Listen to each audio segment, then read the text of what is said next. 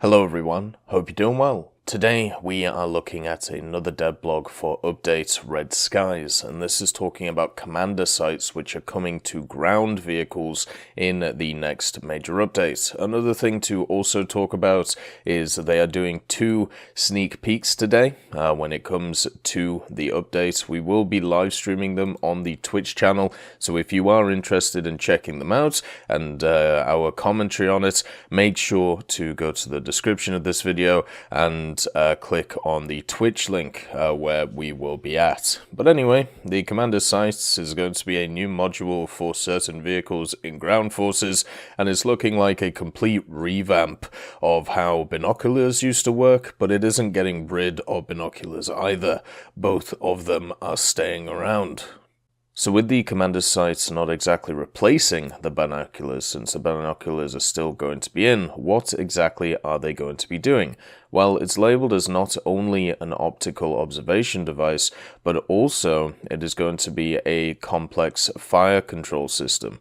This is going to include night vision devices, a laser rangefinder, and everything else that is included in an FCS. This is talking mainly about mid-20th century vehicles and beyond. And in order to make ground battles in the game more authentic and atmospheric, they plan to transfer some of the functions that are now implemented on the binoculars and in the camera control menu to a specialized device, and this device being the commander's sight. The commander's sight will be a separate module under the control of the vehicle commander. It will have its own rotation axis, for example. The simplest commander's sight will be on vehicles such as the Soviet T-54 or an observation device on the turret of modern tanks. The commander's sights also have its own reticle and magnification, which corresponds to the vehicles in reality. And on modern vehicles, the commander's sight has its own night vision device or thermal imaging channel and can also be equipped with a laser rangefinder. In addition to this, with the view from the commander's sight on some vehicles, a player is able to control the AA machine gun on the turret. So this is a completely new feature which combines a bunch of stuff that you used to be able to do in the gunner's sight, but also in the binoculars. And with it being a completely new module, you can actually use it to fire at enemies using ocular refraction. If the vehicle has an eyepiece on the gunner's sight or is equipped with an independent commander's fire control system, so this pretty much means that you will be able to fire from the commander's position instead of just from the gunner position. This means that if your gunner gets knocked out, your vehicle still will be able to fire, and the commander now becomes the primary source of useful stuff from the vehicle itself. Another thing as well is they're actually taking a mechanic which is available in Simulator in War Thunder and putting it into realistic. Basically an automatic input measured distance from the laser rangefinder. So if you have a laser rangefinder and you mark a target, this means that the gun will automatically elevate to that point instead of you having to do it manually through the commander's scope.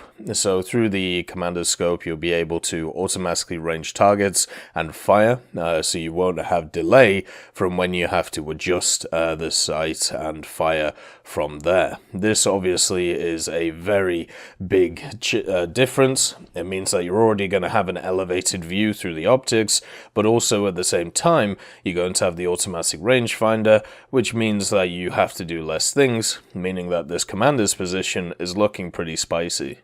Also, since this new commander's functionality is completely independent from the gunner's sight and also the binocular's sight, if the commander is wounded, then this means that the commander's sight functionality will become unavailable to the rest of the crew.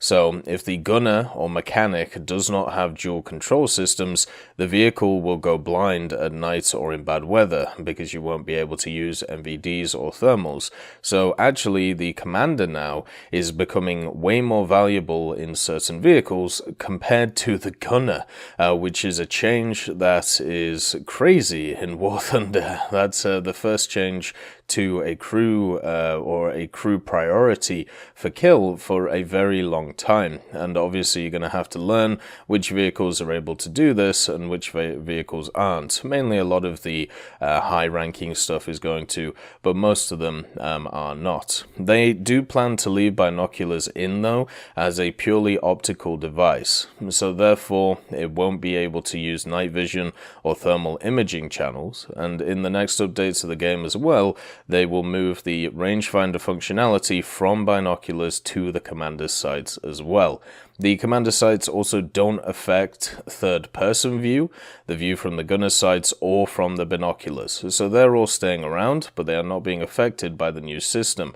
This will be a new type of view to control the vehicle's fire control system, and in the controls settings menu, there'll be new options to assign buttons to turn on off the commander's sight and also related devices and weapons, such as the IR searchlight, a dual control mode for a cannon, and a coaxial or anti-aircraft machine gun, and so on.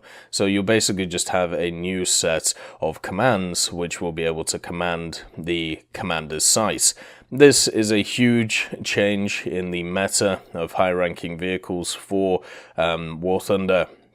There seems to be forevermore a ton of mechanics being added which make the game more realistic and also make the game a little bit more interesting to play for people who are very much on the angle of immersion when it comes to War Thunder. And this is another piece which just adds to that for people playing these vehicles, and I'm very happy to see it. We'll have to see how well it does when it comes to certain control of certain vehicles. This, as I said, is going to be a high-ranking thing. This may make some of the best tanks in the game even better, but hopefully the other tanks that are around will be able to compensate for that with their own commander's style sights. Anyway, remember to check out the stream pretty soon, and also at the same time, I hope you have a wonderful day, and I'll see you next time. I'd like to thank BRFC, Swollen Ostrich, Teddy, John Ryman, Universe A, Conte Baraka, Eugens Terry, Ambrosius McClellan, Daniel Stanton, Martinez, B. Young, Lafouche, Barine, and Samuel Schlick for supporting the channel.